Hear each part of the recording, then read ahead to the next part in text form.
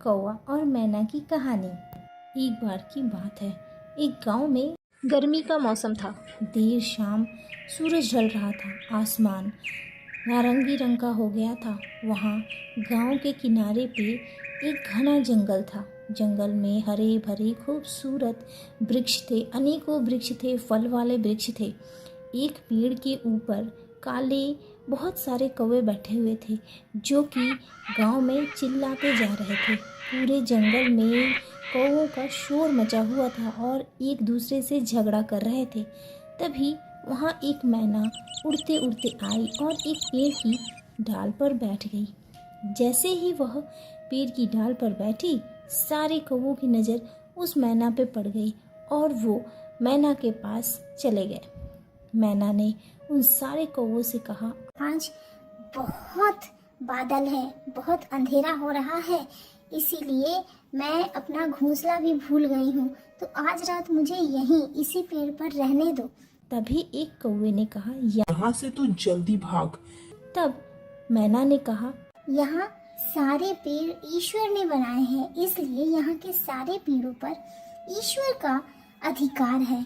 अगर ऐसे मौसम में मैं बाहर निकली और कहीं जोर से बारिश आ गई, ओले पड़ने लगे, तो मैं क्या करूँगी? तभी एक कौवे ने कहा, नहीं नहीं, तू यहाँ से निकल। तब मैना ने उदार भाव से कहा, मैं तुम लोगों की छोटी बहन के समान हूँ, मुझे यहाँ रहने दो। फिर कौवों ने कहा, तू बहुत ही ज्यादा ईश्वर का नाम ले रही है, तो तू ईश्वर के भरोसे ही यहाँ से क्यों नहीं चली जाती? अगर तू यहाँ से नहीं जाएगी तो हम सब मिलकर तुझे मार देंगे।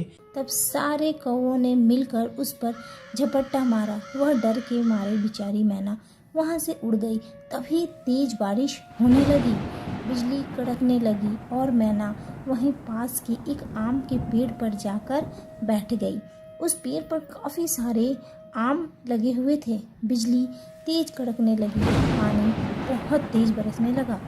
पानी तो गिर ही रहा था, साथ में ओले भी गिरने लगे, जिस वजह से पेड़ पर बैठे सारे कौवे ओले गिरने की वजह से चोट खा गए और उन्हें चोट लगी। कुछ कौवे तो मर भी गए और कुछ घायल होकर ज़मीन पर गिर गए। लेकिन वहीं दूसरी तरफ जो मैना ईश्वर पर विश्वास रखती थी, उसके साथ ऐसा कुछ नहीं हुआ। वो जिस पेड़ पर बैठी थी, उसकी एक टहनी टूटकर नीचे गिर गई और वहाँ एक गुफानुमा गड्ढा हो गया, जहाँ पर मैना छुप गए, अपनी जान बचाई।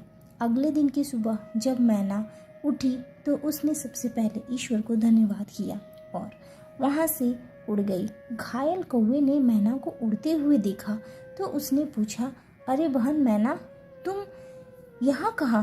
रात इतने ओले गिरे थे और तुम्हें कुछ नहीं हुआ? तब मैना ने कहा, मैं उस आम के पेड़ पर अकेली बैठी रही और भगवान से प्रार्थना करती रही, जिस वजह से उन्होंने मुझे बचा लिया और मैं सही सलामत बच गई।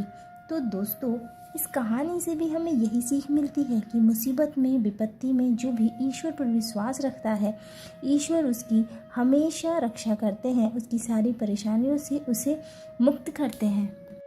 आप लोगों को कहानी कैसी लगी? अगर कहानी अच्छी लगी है तो प्लीज़ इसे लाइक कीजिएगा। चैनल पर नए हैं तो चैनल को सब्सक्राइब कीजिएगा।